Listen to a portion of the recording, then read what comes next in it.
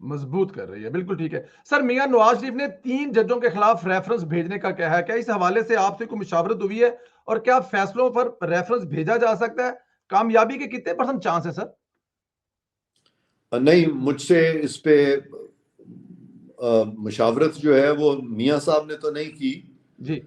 लेकिन मुझसे आने वाले दिनों में बिल्कुल मुशावरत हो सकती है। जी।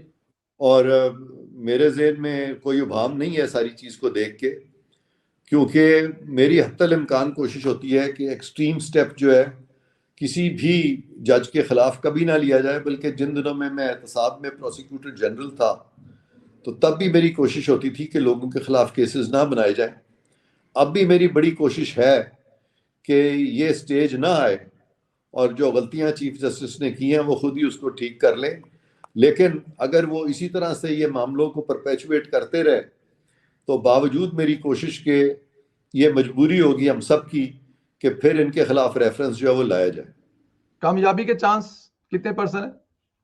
मेरा ख्याल है कामयाबी जो है इसमें 100% होगी, लेकिन उससे पहले वो इस्तीफा दे देंगे। अच्छा, अगर ऐसा कुछ होता है तो आप कह रहे हैं कि चीफ जस्टिस साहब इस्तीफा दे देंगे, उसको फेस करने से बेहतर समझेंगे इस्तीफा दे दें? वो इस्तीफा फौरन देंगे, क्योंकि ये जो जज साहबान होते हैं ना, उस वक्त ये जब मिसकॉन्डक्ट के मामले आते हैं तो ये अपनी पेंशन को बचाते हैं।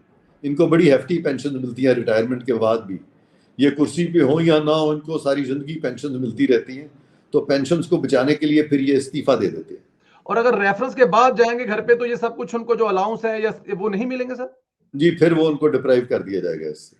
हाँ, बिल्कुल ठीक। आपका सवाल सर, जवाब बड़ा वाज़ेह आवाज़ समझ हुआ, समझ लगती कि वो क्यों जाएँगे। सर, ये जो फंड बेंच ने देने का कहा है, अगर इन फंड्स को पार्लियामेंट मुस्तरद कर देती है, यानी काबीना मंजूर करती है और पार्लियामेंट इसके खिलाफ करारदाद मंजूर करती है, तो क्या बेंच कुछ कर सकेगा फंड दिलवाने के मामले में? नहीं नहीं, ये बेंच वैसे भी नहीं कर सकता ना। इन्होंने जो किया, इन्होंने तो अपने सुप्रीम कोर्ट के ही बहुत सारे ऑर्डर्स को वायलेट कर दिया। और इन्होंने कोशिश ये की है कि एक माइनॉरिटी जजमेंट जो है उसको ये मेजॉरिटी जजमेंट बनाने की कोशिश कर रहे हैं। तो इनके तो बहुत ही वीक फुटिंग पे है इस वक्त। ये इनकी जो लेजिटिमेसी है, ना सिर्फ कि लेजिटिमेसी इनकी जीरो है, बल्कि इनकी कानूनी हैसियत भी जीरो है। कानूनी हैसियत भी ज़ीरो है, बिल्कुल ठीक। अच्छा सर, हम पार्लियामेंट में अक्सर देखते हैं कि बेंच आपको सुनना नहीं चाहता। पहले दिन भी आपको नहीं सुना, दूसरे दिन नहीं सुना और फिर मजबूरन क्यों सुनना पड़ा? 2 दिन तो नहीं सुना, लेकिन तीसरे दिन सुनना पड़ा उनको। जी, उनकी बड़ी मेहरबानी कि उन्होंने तीसरे दिन मुझे सुना, और काफ़ी सब्र के साथ सुना। जी। और मैंने तकरीबन जो ज़रूरी बातें थी वो मैंने उनके गोश गुजार आधे घंटे में कर दी थी। और मैंने उनको बता दिया था कि उनका जो पहला फैसला है, जिसमें उन्होंने कहा है कि गवर्नर जो है केपीके में डेट देंगे और सदर जो है वो पंजाब में डेट देंगे, मैंने उनको बताया कि वो फैसला बिल्कुल गलत है। और उसमें वजह बताई और कहा कि जहाँ पर के गवर्नर अपनी स्वाबदीद में कोई असेंबली डिसॉल्व करते हैं वहाँ पे वो डेट देते हैं, और ये असेंबली उनकी स्वाबदीद में डिसॉल्व नहीं हुई थी। और मैंने उनको ये भी बताया कि पीछे जो वाकयात हुए हैं वो बड़े रेलेवेंट हैं, क्योंकि ये असेंबली गवर्नर ने तो खैर बिल्कुल डिसॉल्व नहीं की थी अपनी डिस्क्रेशन में या अपनी स्वाबदीद में। बल्कि मैंने उनको समझाया कि चौधरी परवेज इलाई जो है उन्होंने भी ये डिक्टेशन पे डिसॉल्व की थी। लिहाजा ये कहना कि वो चीफ मिनिस्टर की एडवाइस पे डिसॉल्व हुई है, तो चीफ मिनिस्टर की एडवाइस तो थी नहीं, वो तो एक प्रेशर में आ गए थे। और जब कोई आप किसी की डिक्टेशन पे करते हैं तो वो आपका फेल ही नहीं होता।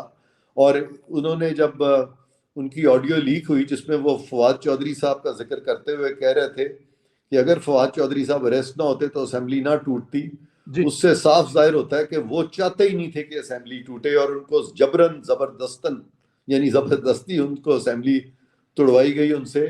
और उन्होंने कभी भी इसकी तरदीद नहीं की इस बात की, तो कभी भी नहीं उन्होंने तरदीद की। तो ये ऑडियो जो थी ये सही थी, और मैंने चीफ जस्टिस साहब को ये बात बताई थी। और इस पे जस्टिस अतर मिनल्ला ने भी कहा है कि ये भी देखें कि ये जो असेंबलियां जो डिसॉल्व हुई हैं या टूटी हैं, तहलील हुई हैं, ये कैसे हुई हैं, ये भी प्रोसेस हमें देखना चाहिए इससे कबल के हम इस मामले में आगे पेशरफ्त करें।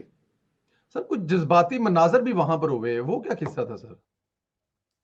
क्या जज्बाती मनाजिर हुए? सुना है कि बंदयाल साहब कुछ जज़्बात में आकर कहने लगे कि हमारे कुछ जज़्बात हैं और कुछ कुछ लोग तो ये भी कह रहे हैं कि कुछ आंसू वगैरह निकल आए उनके।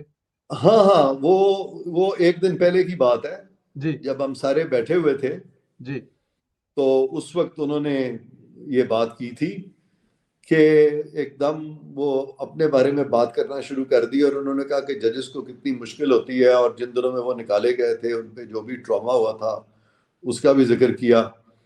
और फिर उस दौरान में उन्होंने ये भी कहा कि हमारा एक कुलीग था, वो निकाला गया, वो इकबाल हमीदुर रहमान को निकाल दिया गया था, सॉरी उनको जाना पड़ा, निकाला नहीं गया, उनके खिलाफ प्रोसीडिंग शुरू होने वाली थी तो वो खुद ही चले गए। तो उस पे भी वो बहुत लग रहा था जैसे उनकी आंखें जो है पुरनम हो गई हैं और वो अफसरदा हो गए हैं। तो मैंने फौरन ही खड़े होकर उनको कहा कि जी, अगर उस वक्त इतनी उनसे ज्यादती हो रही थी तो आपको चाहिए था उस वक्त आवाज बुलंद करते। आज आप इतनी देर के बाद अपने तो आप बात कर रहे हैं, तो ऑब्वियसली उनके पास कोई जवाब नहीं था उसका। तो मैं समझता हूँ कि सुप्रीम जुडिशल काउंसिल में अगर उनका मामला जाता है तो सुप्रीम जुडिशल काउंसिल को उनके ये जो जज्बात जो वो भर आए थे, इस पे भी गौर करना चाहिए कि ये सारी बातें उन्होंने क्यों की थी, और अगर इसकी रेलेवेंस नहीं थी और अगर वो इतने इमोशनल हो रहे थे इस केस में, तो उन्होंने इस केस को क्यों सुना। और इतना ज़्यादा जज के लिए इमोशनल हो जाना और केस में पैशनेट हो जाना, ये बजाते खुद मिसकॉन्डक्ट है, क्योंकि इनके कोड ऑफ कॉन्डक्ट की शिकों में ये साफ तौर पे लिखा हुआ है कि इस तरह के मामला जिसमें कि आपका कोई कॉन्फ्लिक्ट ऑफ इंटरेस्ट हो, आपको वो सुनना ही नहीं चाहिए। तो कॉन्फ्लिक्ट ऑफ इंटरेस्ट तो जाहिर हो गया था जब उनमें आंखों में आंसू आने शुरू हो गए थे। उनको नहीं बैठना चाहिए था इस केस में, उनका वो जो स्टेट ऑफ माइंड था उससे बिल्कुल क्लियर हो गया था कि उनको इससे अलहदा हो जाना चाहिए था। वो तो बहुत सारे मुकामात पे ऐसा हुआ है। लेकिन सर, ये उमर अताब बंदयाल साहब ने क्या इस केस को जिद बना लिया है, जिसकी खातिर फुल कोर्ट की भी तश्कील नहीं दिया और फिर मौजूदा बेंच में 2 जजों के इतराजात के बावजूद 3 रुकनी के जरिए ही फैसला सुना दिया सर?